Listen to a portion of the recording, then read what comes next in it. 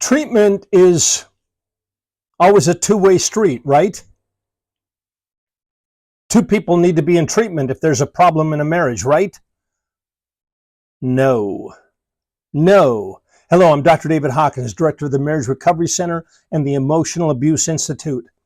And I want to talk to you about treatment for narcissism. It's not a two-way street.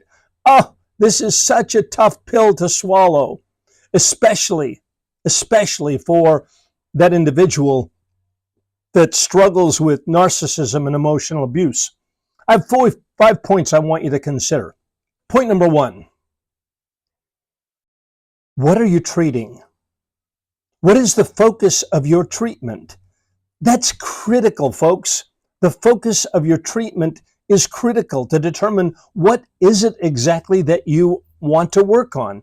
If it is the marriage, if it is communication skills, conflict resolution skills, learning active listening, you've got a relatively healthy relationship and you just want to make it better, okay. But determine ahead of time what exactly it is that you are treating. Point number 2. If you're treating the marriage, then it's a two-way street. If you're treating narcissism and emotional abuse, it is not a two-way street. It is not mutually derived. It's not mutually healed. There's nothing really mutual about it other than we agree that the narcissist, the emotional abuser, needs treatment. So you've got to be clear about what you're treating, what's the focus. By the way, the narcissist isn't likely to agree that it's a one-way street. And that even takes some doing. In our treatment, our 3-tiered core treatment program, we emphasize from day one, this is about you, and it's only about you. You don't have our permission to go back to your mate and say, hey, we learned that you need to be this and that. No, it is about the narcissist, the emotional abuser, and their treatment. Point number 3. If there is narcissism and emotional abuse involved, a good way to think about this is the notion of triage. Triage, as you might know, a medical term, and I've told the story elsewhere, and I think about it this way. If you're an emergency room physician and you've got a person with a migraine headache in Bay 1, do they need attention? Without a doubt, they need attention. And they deserve attention, and they deserve compassion. But what if in Bay 2 there's a severe laceration? Do they deserve attention and need attention? Perhaps even before the person with a migraine headache. Very possibly. But what if in another bay is a person that you're believing is having a heart attack or an aneurysm? There is an urgency to the situation. There's a priority to the situation. And most people won't squawk about there being an order to things because it makes sense. It just makes sense. So in my work with narcissism and emotional abuse, I believe that there's an appropriate order to things. I believe that at the beginning it is not a two-way street, and everyone needs to be comfortable with that notion. So that leads me to point number 4. If it's narcissistic and emotional abuse, it's a one-way street. In other words, I want to work with that individual who is narcissistically abusive and emotionally abusive. I want to focus almost exclusively on their getting healthier. Now, I say almost exclusive because the partner of an emotional abuser needs their own treatment as well, but it looks different. Looks very, very different. treatment for narcissism and emotional abuse looks very different than treatment in the recovery from victimization by narcissistic abuse, PTSD, CPTSD. It looks very, very different. So if the perpetrator of emotional abuse looks to me and says, look, it's a two-way street, Dr. Hawkins. I mean, how can the relationship get any healthier if my mate is doing destructive things? Shouldn't that be our focus too? No. Wait a minute.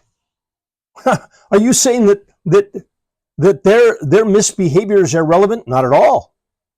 I'm saying that there's an order to the way treatment needs to occur. And it takes a very, very skilled clinician, someone who's very familiar with narcissism and emotional abuse, to be able to say to both people, I'm going to help you both. We're going to get you both appropriate treatment. It's going to look different. It's not going to be couples counseling yet. Yet.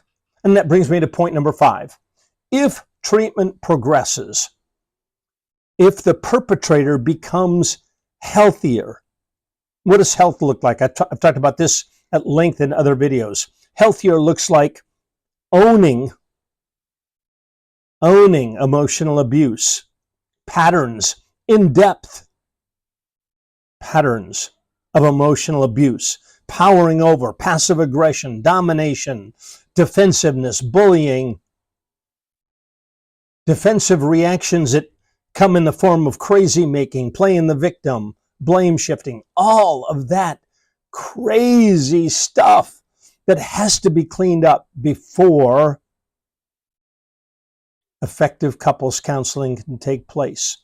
So again, if treatment progresses, if the perpetrator engages in in-depth, issue-specific counseling, sticks with the counseling, week in, week out, month in, month out, likely year in, year out, and ownership progresses, empathy progresses, the skills of validation progress, the practice of actively reflecting on each day and how they behave in each day, and learning how to bring healing to a relationship. If all of those things happen while this individual is in treatment, then at the right time, in the right way, couples counseling may be able to take place. All right. Again, in summary, I'd love to hear your reactions to this. In summary, treatment for narcissism, it's not a two-way street. You need to determine what exactly it is that you're treating, and there may not be agreement about this. If you're treating the marriage, then it could be a two-way street. If it's narcissistic and emotional abuse, not a two-way street. One-way street, and there is an order to treatment. There has to be one-way street first, focusing solely on ourselves and our specific needed healing. And then if treatment progresses under appropriate supervision, then possibly couples counseling may be in line down the road. All right, I hope this has been helpful. We specialize in all things pertaining to narcissism and emotional abuse, and I'd love to hear your reactions. We have a client care team ready to take any calls or answer any of your questions about how we might help you gain clarity in your path ahead.